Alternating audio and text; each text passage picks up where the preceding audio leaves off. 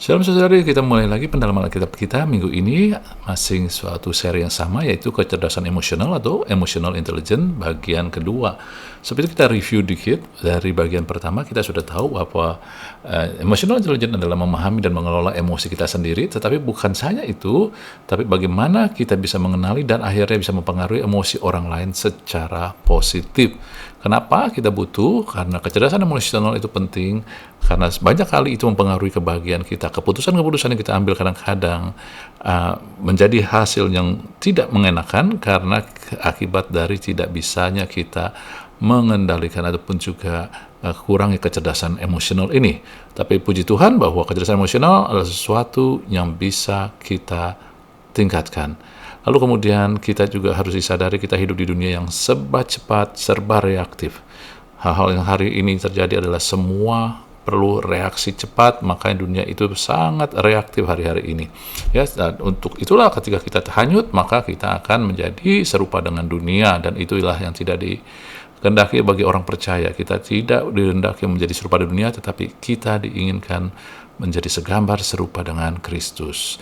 Minggu lalu kita sudah melihat dua bagian yang kita diundang untuk dilatih, karena tujuannya bukan tentang pengetahuan, tapi tujuan itu kita bersama-sama melatih dan mengubah hidup kita ini, yaitu menjadi pendengar yang baik. Bagaimana? Karena mendengar yang baik adalah satu tindakan kasih, dan kita juga harus membiasakan seperti Kristus ketika kita mendengar, memberikan kehadiran yang penuh. Hari-hari ini dunia sangat distracted, sangat terlalu mudah digoyahkan, saudara. Maksudnya bagaimana? Kita dengan HP sekarang udah terbiasa dengan di mana-mana kita bawa HP, sehingga ngomong sama orang juga ada aja HP, sehingga sampai disadari itu sangat mempengaruhi. Dan maaf saudari, semakin kita begitu, maka kita juga akan semakin sulit mendengar suara Roh Kudus. Padahal Roh Kudus adalah pemberian yang terbesar setelah kita percaya kepada Kristus. Ya, nah, sudah disuruh kita latih. Latihnya, ini salah satu bagian dari latih. Ya, biasa dengan mematikan semua yang mengganggu, TV, HP, musik. Oke? Lalu kemudian yang kedua kemarin minggu lalu adalah menyalurkan belas kasih atau kasih karunia, di mana kita menciptakan ruang belas kasih atau kasih karunia untuk memberi kesempatan orang pada second chance, perbaikan. Ya. Caranya bagaimana? Ya, yaitu dengan membiasakan tidak berhenti mendengar berita-berita yang negatif dari dunia, tapi mulai mendengar berita-berita yang membangkitkan semangat, membangkitkan kasih, sehingga memberikan kesempatan kedua. Oke? Karena apa yang kita masukkan ke pikiran kita pada akhirnya akan membuat kita menjadi lebih efektif dibilang kita masukkan itu. Kalau Anda masukkan hal-hal yang membangkitkan emosi yang negatif, maka terjadi adalah kita pun juga sama, emosi kita akan dipengaruhi hal tersebut. Sebaliknya juga sama. Nah, sekarang kita masuk kepada bagian yang ketiga, saudari. Ya, kita akan belajar dari Yesus, karena ingat Filipi sebelumnya adalah hendaklah kita memiliki pikiran dan perasaan seperti Kristus. Ya, dan Anda harus tahu bahwa kecerdasan emosional yang kita latih berdasarkan Kristus ini berbeda dengan kecerdasan emosional yang sering dilakukan oleh motivator-motivator. Motivator-motivator bersumber kepada self, diri, ya, pada diri kita, penguasaan dirinya pada diri kita, tujuannya untuk kepentingan diri kita. Tetapi kecerdasan emosional yang berdasarkan Kristus bukan bersumber dari diri kita, tetapi bersumber dari Kristus, di mana kita menyadari bahwa kita memiliki identitas yang sama seperti Kristus. Karena sama seperti Kristus, di muka bumi demikianlah kita, dan banyak lagi ayat-ayat yang lain bahwa kita adalah ciptaan yang baru, yang lama sudah berlalu. Apanya yang baru? DNA kita, DNA rohani kita adalah sama dengan Yesus. Anda sudah lahir baru, sudah dilahirkan baru, Anda sudah punya DNA Kristus, sebab itu Anda punya sama, yaitu emosi yang bersumber dari Kristus. Tapi kita harus aktifkan. Kalau dunia, kita berusaha. Kalau ini enggak, Anda sudah ada, lalu kita aktifkan, ya. Nanti kita akan melihat pada akhirnya. Coba Anda ikutin aja dulu. Nah, bagian ketiga kita ngelihat dari bagaimana Yesus bertindak. Kita tahu dalam khotbah bahagia, berbahagialah orang yang miskin, berbahagialah orang yang berduka cita, orang yang lemah lembut. Saudara-saudari, saya tidak masuk kepada inti beritanya, tetapi kepada caranya, karena kecerdasan emosional adalah sesuatu hal yang membuat orang pun dipengaruhi secara emosional, ya, secara yang positif pastinya. Nah, kita akan lihat, sungguh Matius 5 ini awal adalah cara Yesus mempersiapkan untuk mengkoreksi orang-orang di sekitar situ. Dengan cara gimana? Yesus mulai memperlihatkan dulu kepedulian. Saudara, dunia akan selalu membuat kita itu serba terbatas, menjadi orang-orang yang menghakimi, orang-orang yang hanya mengasih kritik-kritik saja. Ya. Adakah Anda melihat berita-berita di koran, berita-berita di internet, atau dimanapun juga, selalu memberikan kritik, ya, menghakimin, merasa lebih tahu. Fine, mungkin mereka lebih tahu, tetapi masalahnya adalah cara menyampaikannya. Nah, disebut kecerdasan emosional ini. Yesus sesungguhnya, kalau Anda mau tahu, adalah di ayat selanjutnya, Matius 5 ayat 22, Yesus berkata, "Aku berkata kepadamu," kepada siapa? Orang yang tadi mendengar khotbah bahagia. Setiap orang yang marah terhadap saudaranya harus dihukum. Yesus mau menaikkan standar keadaan mereka, jiwa mereka, kerohanian mereka. Nggak gampang kan? Nggak marah terhadap saudara. Wah, kalau marah bisa hukum. Nah, Yesus mau mengatakan, ini dia standar yang lebih lagi karena kamu cinta Tuhan. Tetapi untuk sampai pada saat itu, supaya mereka kalau dikasih tahu bahwa ini loh kamu belum bisa, maka Yesus mulai, ini secara emosional ya saudari, maka Yesus mulai dengan landasan memperlihatkan kepedulian yang benar-benar akan keadaan mereka dan meyakinkan mereka akan nilai mereka. Yesus memperduli pada orang miskin, dia bilang berbahagialah orang yang miskin, walaupun kita bukan ngomong tentang isinya ya, nanti beda lagi, tapi ini kita bicara tentang bagaimana motivasi Yesus ataupun kecerdasan emosional Yesus untuk menghargai orang. Dia mulai menjadikan diri dia, memperlihatkan diri dia, dan sungguh-sungguh memang dia peduli atas mereka, dan dia juga menghargai nilai mereka. Orang-orang yang sudah lemah lembut, kamu lemah lembut, gitu ya, kamu orang yang disayang Tuhan, anak-anak Allah, karena kamu membawa damai, gitu ya. Dia menghargai itu, tetapi tujuannya adalah untuk bisa memberikan bimbingan yang menantang. Jadi, Anda lihat, kalau kita saat ini di dunia ini, kita sering mau mengkoreksi langsung tanpa mau menyiapkan landasan supaya orang itu bangkit. Seringkali apa yang kita koreksi itu nggak mudah. Ketika orang itu langsung kita koreksi, maka dia akan down, dia akan mundur, dia akan terpukul. Nah, kecerdasan emosional dunia kadang nggak penting, karena yang penting buat kita. Tetapi kalau Yesus itu penting, karena dia mau kita harus membangun orang. Koreksi adalah tujuan membangun. Dan tujuan membangun itu, koreksi adalah kita harus terhubung dengan orang tersebut. Cara terhubung adalah kita peduli, kita melihat nilai-nilai mereka, saudari. Jadi bagaimana sih supaya saya bisa menyatakan kepedulian sebelum mengkoreksi? Biasakanlah, kembangkanlah, peliharalah hati yang mau membangun hidup orang.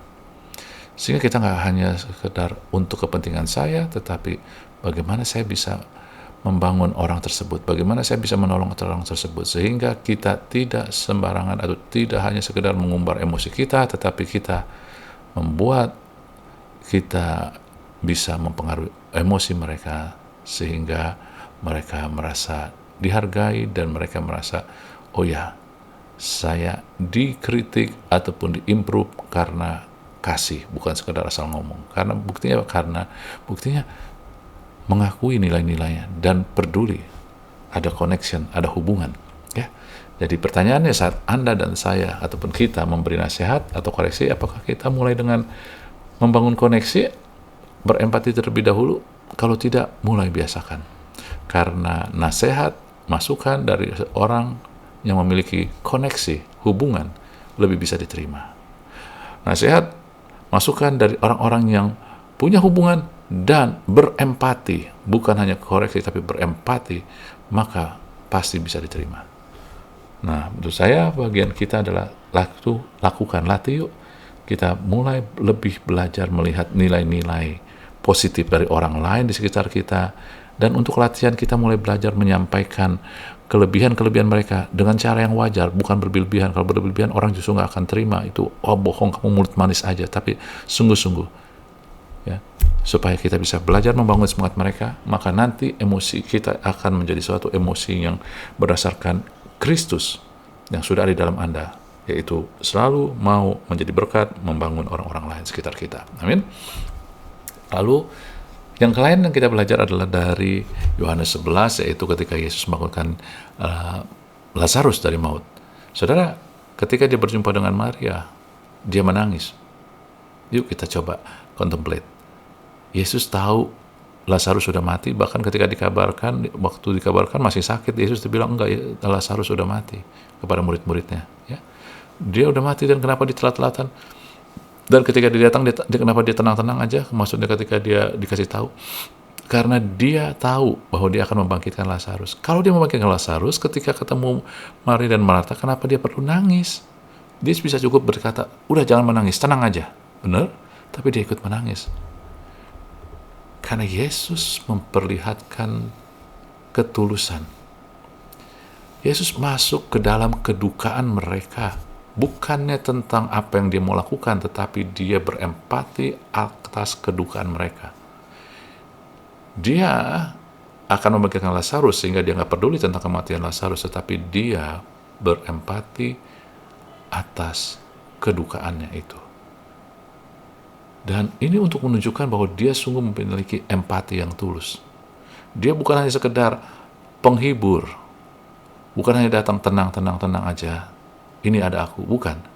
Dia menangis. Kadang-kadang, saudara-saudari, adalah empati yang tulus itu adalah suatu penghiburan dan kekuatan yang besar bagi banyak orang. Jadi artinya kita harus kembangkan adalah, mulailah kita kembangkan kepekaan ataupun empati yang tulus, bukan ada maksudnya. Karena segala sesuatu yang dari Tuhan selalu berdasarkan kasih, bukan ada maksudnya. Dua ayat sebelumnya, Yohanes 11 ayat 33, kalau tadi 35, sekarang 33, kita lihat, ketika Yesus melihat Maria menangis dan juga orang-orang Yahudi yang datang bersama dia, maka masgullah hatinya. Setelah kata masgul di sini, dalam bahasa Yunaninya, berarti kegeraman ataupun kegusaran yang dalam, ataupun kemarahan yang dalam, saudari. Dan pasti Yesus bukan marah kepada Maria dan Marta, tetapi Yesus gusar pada dosa iblis kematian, karena kuasa dosa saat itu, ya, dan maut telah menyebabkan penderitaan bagi orang-orang yang dia kasihi. Jadi dia marah pada keadaan itu, dan karena dia tahu penyebabnya semua itu, maka dia bisa berempati dengan tulus, karena dia melihat Maria dan Marta menderita karena penyebabnya adalah dosa, iblis, dan kematian. Saudara-saudari, saya bukan mengeneralisasi semua, tetapi kita bisa memiliki pikiran perasaan Kristus dalam situasi yang lain. Kita belajar, saudari. Jadi empati yang tulus selalu didorong oleh kasih, sehingga kita mau mendampingi dan menyelami atau melihat penyebab di balik itu, bukan hanya sekedar kata-kata penghiburan. Hari-hari ini baik itu banyak orang hanya sekedar memberikan kata penghiburan supaya kelihatan baik. Tapi kita sebagai anak-anak Tuhan bukan hanya sekedar mau dilihat baik, tetapi mau digerakkan oleh kasih. Ketika kita digerakkan oleh kasih, saudari, maka ketika kita melihat orang bergumul, kita bukan hanya sekedar mungkin mereka kurang beruntung, mungkin mereka malas ya, bukan begitu aja, tetapi Anda mulai menyelami, mencari tahu kenapa ya bisa begitu, kenapa penyebab keadaan mereka. Walaupun kita bukan solusi, tetapi bagian kita adalah berempati secara tulus. Ketika Anda tahu penyebab, kita mau tahu penyebabnya, maka kita juga bukan hanya sekedar tahu, tetapi kita berusaha untuk mendampingi mereka. Kita bukan solusi, tapi kita bisa mendampingi, saudari. Ya, jadi bukan hanya sekedar perkataan-perkataan manis, tetapi kita juga mendampingi. Misalkan contohnya ketika Anda ada orang kedukaan, bukan kita datang hanya kita doain ya, Ya kamu tenang aja ya, nanti bisa semua bisa dilewatin. Bukan itu aja, itu fine, bagus, tetapi kemudian Anda dampingi juga. Ya, kita mulai lihat apa sih yang membuat mereka tertekan setelah ditinggal mati orang dikasih. Mungkin ada kekhawatiran tentang materi, ada kekhawatiran masa depan, ataupun yang lain-lain. Lalu besok-besoknya Anda terus dampingin, telepon, ya, hubungin, datangi. Nah, itu namanya saudari. Walaupun kita bukan solution, tetapi kita mendampingi dengan sepenuh hati, tulus. Kita melihat kekhawatirannya, ketakutannya, penyebab-penyebabnya, lalu kita dampingin karena kita tahu. Lalu kita mulai. Ya, apa yang kita bisa lakukan tergantung dari apa yang Tuhan bisa kerjakan pada kita, saudari. Amin. Nah, pertanyaannya, apakah ketika Anda berempati, ataukah Anda mulai mudah berempati, dan ketika kita berempati, apakah sekedar kelihatan baik atau terdorong untuk mendampingi dan berbuat lebih? Kalau Anda terdorong untuk mendampingi dan berbuat lebih, itulah digerakkan oleh kasih. Nah, apa yang harus kita lakukan? Saudara-saudari, latihannya adalah begini. Saya minta dengan kerendahan hati, kita latih sama-sama. Latih melihat pergumulan orang di sekitar kita. Lalu kemudian mulai pikirkan apa yang kita bisa lakukan untuk menunjukkan kepedulian kita. Kita nggak harus dengan materi, tapi kita bisa dengan kepedulian kita. Minta tuntunan Roh Kudus. Amin, saudari. Latih, renungkan itu. Akhirnya kita sudah bahas 4. Anda lihat di sini rangkumannya. Kita diundang untuk melatih, praktis semua itu, saudari. Amin ya. Saya encourage kita semua mulai melakukannya dan minta tuntunan Roh Kudus. Kenapa ini jadi penting?